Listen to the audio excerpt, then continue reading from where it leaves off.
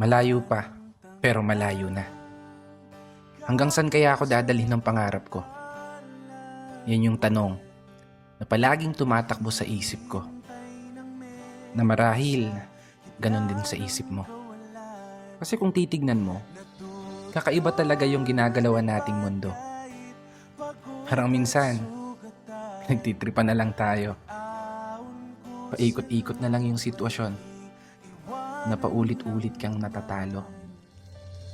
Oo, minsan, may araw na panalo ka, pero mas madalas pa rin yung nadedehado.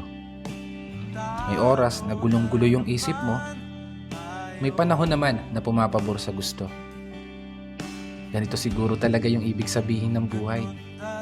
Hindi perpekto ang tempo, at lahat nakaayon lamang sa tiyempo. Pero kahit ganon, dapat magpasalamat pa rin tayo